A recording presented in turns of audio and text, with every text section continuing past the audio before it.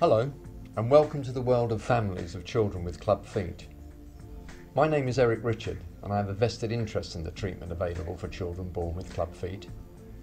I was born with this condition and underwent surgery when I was a child, and as a result, although the position of my feet was corrected, I consequently suffered with pain and discomfort for some years after.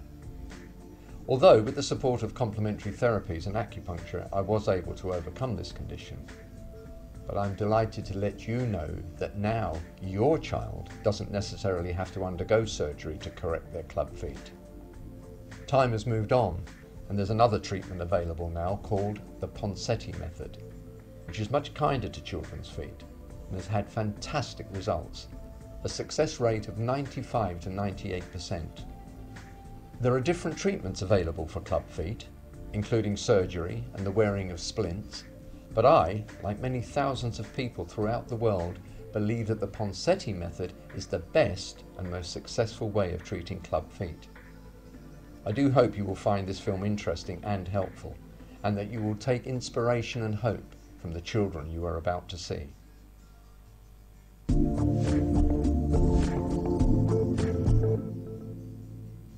What is clubfoot? Well, an otherwise normal foot turns into a clubfoot during the second trimester of pregnancy. The foot is turned inwards and resembles a club, hence the name clubfoot. The condition is also often referred to by its medical name of talipes, or more properly, congenital talipes equinovarus, or CTEV for short. Clubfoot is often diagnosed on an ultrasound scan, although ultrasound cannot predict how severe the clubfoot is. There are many theories about the causes of clubfoot, but these are not conclusive. Many parents feel guilty when they find out their child has been diagnosed with clubfoot and wonder if they could have done something different to prevent the condition occurring. Parents should not feel guilty in any way. It's just one of those things that happens and needs to be dealt with. If your child has recently been diagnosed as having clubfoot, either during an ultrasound scan or at birth, you will obviously be concerned. However, I hope that this film will reassure you and show you how easily the condition can be successfully treated so that your child will lead a completely normal life.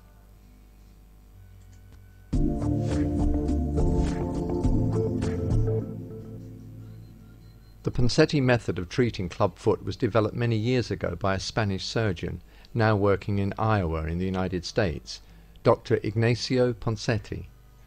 After a few years of operating on feet, he became convinced that surgery was the wrong approach for the treatment of clubfoot. Instead, Dr. Ponseti developed a method of gradually manipulating the foot into the right position over a few weeks, and then maintaining the correction by the wearing of a special brace. Treatment of clubfoot normally starts when the child is just a few days old. Firstly, the feet are examined to determine the severity of the clubfoot. It's important to remember that even the most severe, stiff clubfoot can be successfully treated using the Ponseti method. The practitioner will gently and expertly manipulate the foot towards a correct position.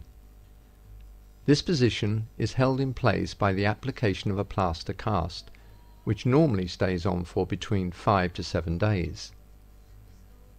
The child then returns to the hospital to have the cast removed, further manipulation, and another plaster cast fitted. This cycle continues for up to 8 weeks, depending on the severity of the clubfoot. You will be amazed each week as you look at the difference in your child's feet and the changing shapes of the plaster casts. As the foot is moved into the correct position, the ligaments are stretched and the foot becomes more flexible. Often, at the end of this series of plaster casts, a simple procedure called a tenotomy is carried out. This involves snipping the tendon at the back of the heel, which allows the foot to be more flexible when pointing up and down. This procedure takes seconds, and it may be performed under local or general anesthetic.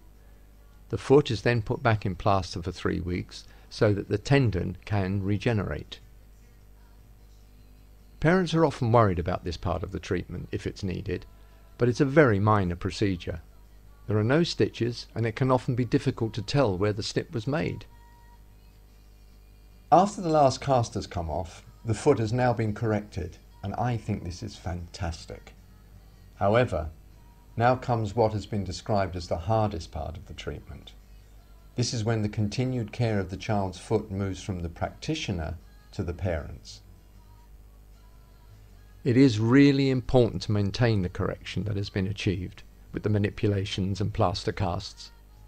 So, in order to prevent a relapse, the child now has to wear a special foot brace, which is a pair of shoes attached to a metal bar. The brace, which holds the foot in an overcorrected position, has to be worn initially for 23 hours a day for 3 months. But after 3 months, in most cases, the time in the brace is reduced to between 12 and 14 hours, usually at night and during nap times. It may take a few days for you and your child to adjust to wearing the brace. There may even be some tears and sleepless nights initially, but this is short-lived. It is important that the brace is correctly and securely fitted. This will ensure that the correction is maintained and the risk of sores and blisters is reduced. Once children are used to wearing the brace, you will be astounded at how quickly they discover new and different ways of getting around. Children can sit up, crawl, and even walk in the brace. None of the milestones in their development are adversely affected. In fact, some parents claim that the brace strengthens their child's leg muscles and enables them to sit up more easily. During the time that your child is wearing the brace, you will encounter some practical issues. For example, your child may knock the bars on their cot at night and wake themselves up. All these issues can easily be overcome, and if you are in touch with other parents in the same situation, you can always share helpful tips with one another. Occasionally, some children will need a little more intervention at around the age of 3. This may involve moving the position of a tendon in the foot to make it pull in the right direction. This is not major surgery, but if required, it is an extremely successful procedure. So that's it. After 4 years, the brace can be discarded and your child's foot will remain corrected without the need for major surgery. There is no scar tissue, no reason to expect pain, arthritis or stiffness. Instead, your child can look forward to a completely normal life and probably won't even remember having had clubfoot.